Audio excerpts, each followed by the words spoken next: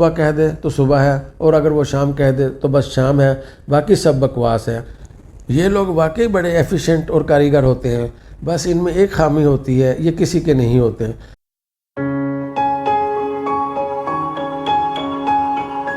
یہ جاوید ہاشمی کے آزاد دنوں کی بات تھی۔ وہ اس وقت میاں نواز شریف کی کابینہ میں وفاقی وزیر صحت تھے۔ وہ شام کو مارگلہ کی پہاڑیوں میں واک کرتے تھے۔ میں بھی ان دنوں روزانہ مارگلہ کی پہاڑیوں میں جاتا تھا، اور اکثر جاتے ہوئے اور بعض اوقات واپس آتے ہوئے ان کے ساتھ ٹکراؤ ہو جاتا تھا۔ ہم چند منٹ گپ شپ کرتے اور پھر اپنے اپنے راستے پر چل پڑتے تھے۔ ہم بعض اوقات اکٹھے واپس بھی چلے جاتے تھے۔ مجھے وہ دن تو یاد نہیں، لیکن اس دن کی تمام یادیں ابھی تک مجھے یاد ہیں۔ اس دن ہماری گپ شپ ذرا سی لمبی ہو گئی تھی۔ میں نے گفتگو میں جاگیرداروں کو مسائل کی اصل جڑ قرار دے دیا تھا۔ میں نے ان سے عرض کیا تھا، یہ آپ لوگ ہیں جن کی وجہ سے ملک آگے نہیں بڑھ رہا۔ جاوید ہاشمی نے کہکا لگایا اور اپنے مخصوص سرائیکی لہجے میں بولے، یار جاگیرداریاں تو کب سے ختم ہو چکی ہیں، ان کی جگہ اب بے شمار دوسری چیزیں لے چکی ہیں۔ میں ان کی بات سنتا رہا۔ ہاشمی صاحب نے انکشاف کیا، میں کئی نسلوں سے جاگیردار ہوں، لیکن چند سال پہلے میں نے اسلام آباد میں ایک گھر خریدا۔ یہ گھر خریدنے کے لیے مجھے اپنی 5 مربع آبائی زمین بیچنا پڑی تھی۔ یہ بات سنانے کے بعد جاوید ہاشمی نے مجھ سے پوچھا، تم جانتے ہو وہ مکان کس کا تھا؟ میں نے انکار میں سر ہلا دیا۔ ہاشمی صاحب بولے، یہ مکان ایک ریٹائرڈ فیڈرل سیکرٹری کا تھا۔ میں خاموشی سے سنتا رہا۔ وہ بولے، سیکرٹری صاحب کو یہ پلاٹ CDA نے ریٹائرمنٹ کے بعد 26,000 روپے میں الاٹ کیا تھا۔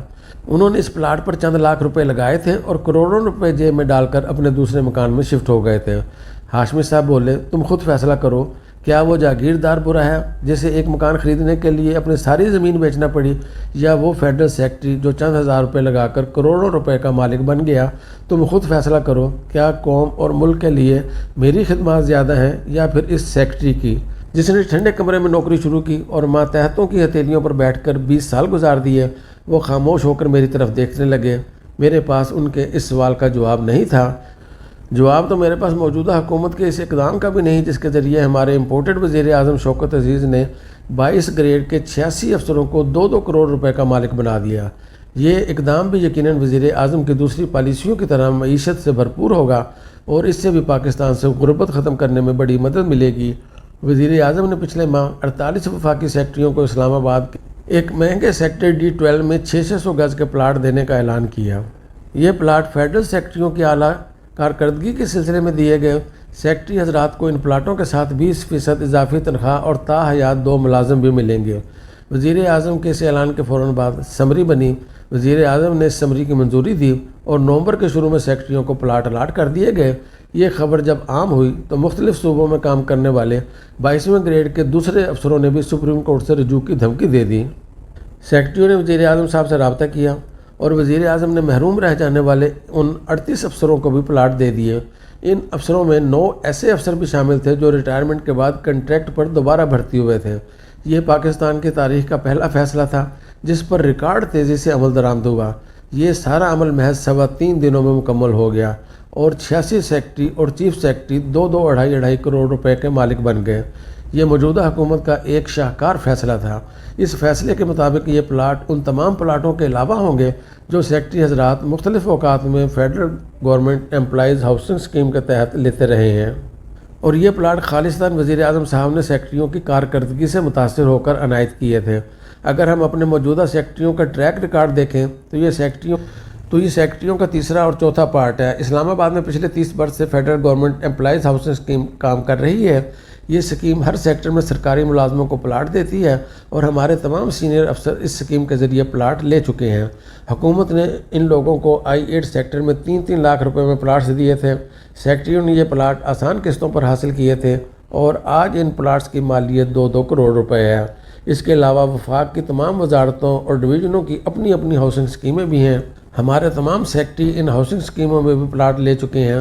ہمارے فیڈرل سیکرٹریوں کی اکثریت کا تعلق DMG سے ہے۔ یہ لوگ زندگی میں بے شمار ضلعوں اور ڈویژنوں میں ڈپٹی کمشنر اور کمشنر رہ چکے ہیں، اور انہوں نے اپنے اپنے دور میں وہاں بے شمار ہاؤسنگ اسکیمیں بھی بنوائی تھیں۔ انہوں نے ان اسکیموں میں بھی پلاٹ لیے تھے۔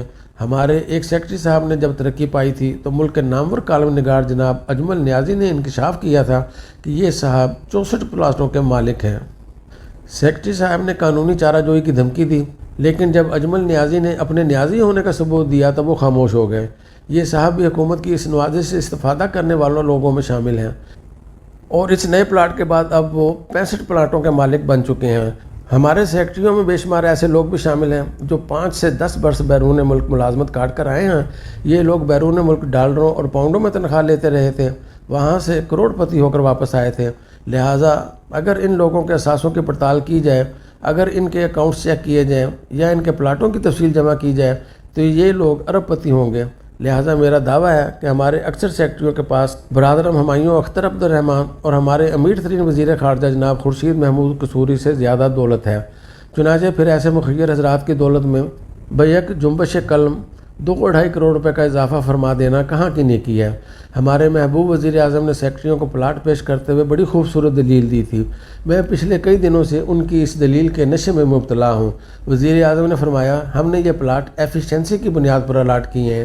میں نے جب سے یہ بیان پڑھا ہے میں ایفیشنسی کے لفظ سے لطف اندوز ہو رہا ہوں، کیونکہ مجھے یقین ہے اگر ہم ان کروڑ پتی سیکٹریوں کی 5 سال کی کارکردگی دیکھیں گے تو ہمیں ان کی پرفارمنس شیٹس میں ایک بھی ایسی فائل نہیں ملے گی جس پر انہوں نے وزیر اعظم، صدر، وزیر اعلیٰ، گورنر یا وزیر کے احکامات سے اختلاف کیا ہوگا۔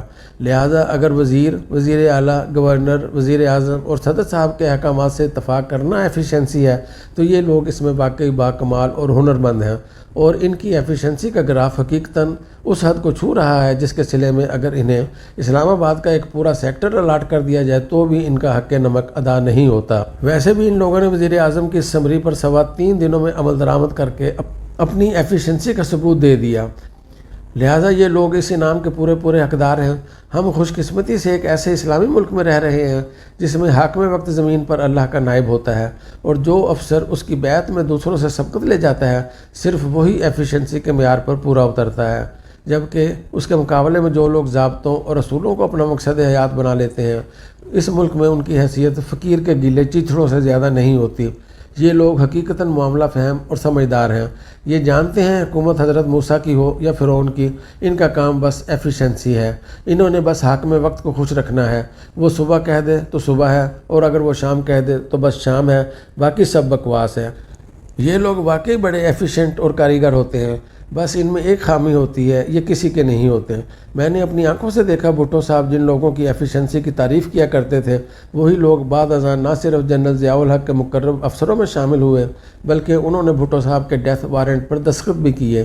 میں دعویٰ سے کہتا ہوں کہ جو لوگ آج ایفیشنسی کی بنیاد پر جناب شوکت عزیز سے پلاٹ لے رہے ہیں، اگر خدا نہ خواستہ ان لوگوں کو منموہن سنگھ کے ساتھ کام کرنے کا موقع مل گیا تو یہ ان سے بھی 1-2 پلاٹ اینٹھ لیں گے، یہ انہیں بھی اپنی ایفیشنسی سے متاثر کر لیں گے۔